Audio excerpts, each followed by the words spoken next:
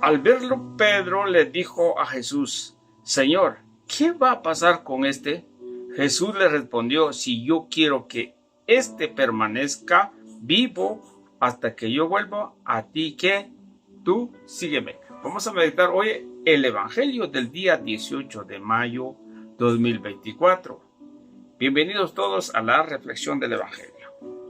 Lectura del Santo Evangelio según San Juan, capítulo 21, versículos 20 al 25. Gloria a ti, Señor. En aquel tiempo, Jesús dijo a Pedro: sígueme.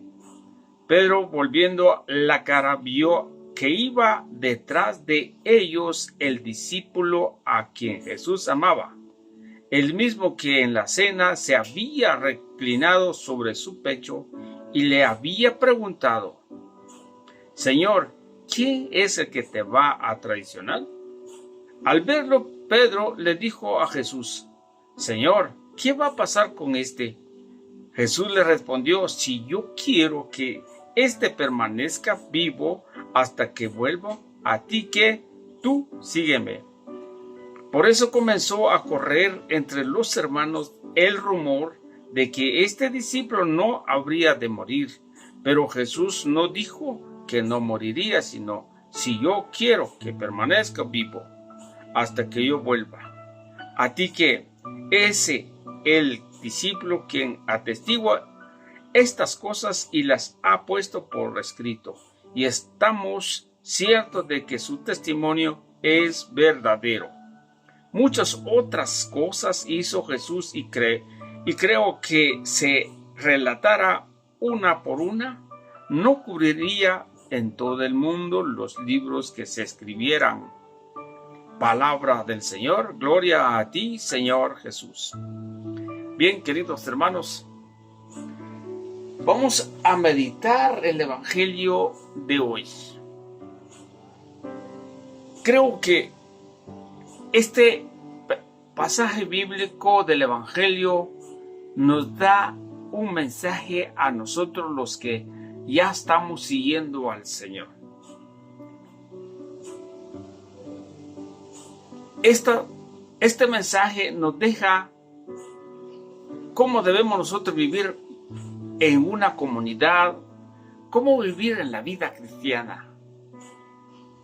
Porque Pedro ya se había escogido. Pedro tenía su función. ¿Se acuerdan? Los días anteriores hemos hablado que a Pedro le preguntaron 3 veces si lo amaba o no lo amaba. Y él dijo: te amo, Señor. Tú lo sabes, Señor. Entonces le dejó el cargo de apacentar los corderos y las ovejas, el rebaño del Señor. Esa es una tarea fuerte. Pero ahora, como que si Pedro pudiera confundir o equivocar nuevamente, y esa es la señal que a nosotros nos deja una enseñanza teológica, que cómo debemos nosotros actuar dentro de la sociedad o dentro de la comunidad. Porque Pedro, estando allí con Jesús, y Jesús le dice: ven y sígueme. Pues Pedro era el importante, pues ni modo, se fue. Pero dice la Escritura, viéndolo para atrás, y vio a Juan, el discípulo predilecto, el más amado, el que se recuesta en el pecho de Jesús, el amigo confianza, el más amado, el más querido. Resulta que a Pedro no le gustó. ¿Qué significa esto? ¿Y este qué? Como que diría: y a mí me llamaste, pero este está metido acá. Eso nos pasa a nosotros los cristianos. Que porque yo soy un predicador, el Señor me llamó y yo sé lo que voy a hacer, y ya los demás no pueden hacer nada. Si tú eres sacerdote, yo soy lo que celebra la Eucaristía, y tú no puedes venir aquí porque tú no puedes, o te falta, o no es tu jurisdicción. Puede ser porque tú tienes un cargo a mí me eligieron y yo voy a hacer lo que pueda hacer solo. Porque yo puedo, porque no puede confiar a los demás. Y por eso dijo, ¿y este qué? Si solo a mí me llamaste.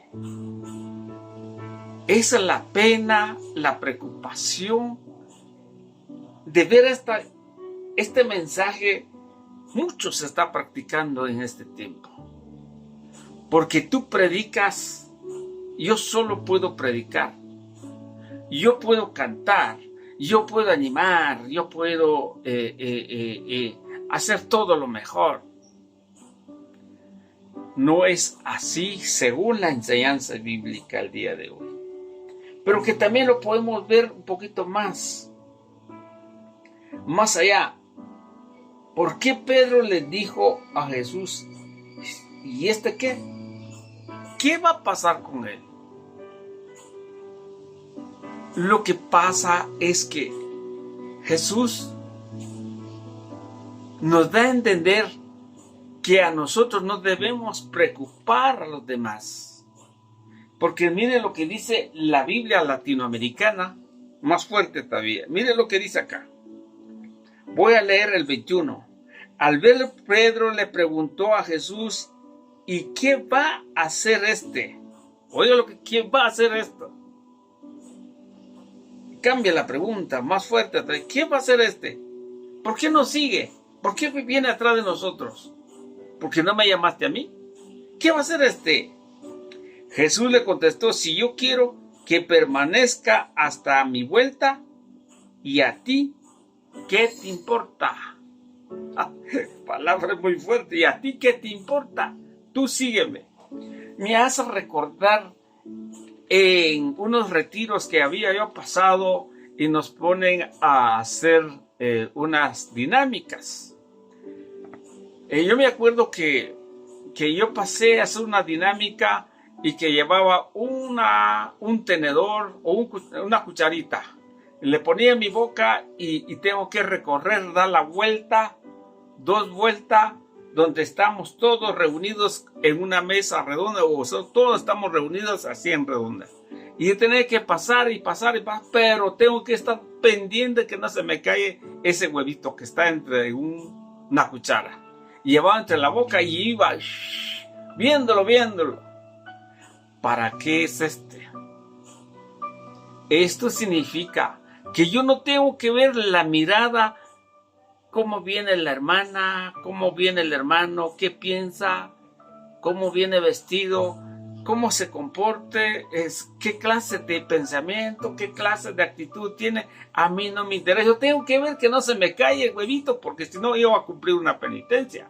Entonces, ¿qué hacía yo? Me iba directo. No quería saber nada ni ver la cara de nadie. Eso es un ejemplo que nosotros tenemos que ver la mirada al Señor. ¿Por qué? Porque si voy a ver los demás, me va a causar daño o puede pensar mal o puedo juzgar. Y ese juzgar no me toca a mí, sino al Señor. Dice en otras citas bíblicas donde dice, no juzgues y no serás juzgado. No condenes y no serás condenado. A nosotros nos es fácil condenar a los demás. Rapidito condenamos. Porque me hace recordar el día de hoy. Tal vez me va a ver esta persona y me dijo, mira, te voy a hacer una pregunta. Sí. Yo le dije, pregúntame. Y él me dijo, ¿hay condenación o no hay condenación? Y yo le dije, sí, San Marcos capítulo 16, versículo 15 en adelante. Vaya y predica el evangelio, el que resista de no creer será condenado. Vaya, ¿viste?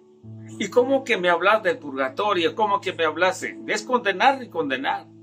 Y dije yo, sí, ese es lo malo cuando uno interpreta la escritura a la manera de Martín Lutero. Porque cuando uno interpreta al pensamiento, a la teología, a la filosofía de Martín Lutero, ¿qué hace? Es condenar. Y Dios no nos condena. Por ejemplo, en Ezequiel capítulo 23, si no estoy mal, 3:18, 23:18. ¿Acaso Dios se alegra la muerte del pecador? No. O también encontramos también en 1 Timoteo 2:4, Dios quiere que todos los hombres se salven y lleguen al conocimiento de la verdad.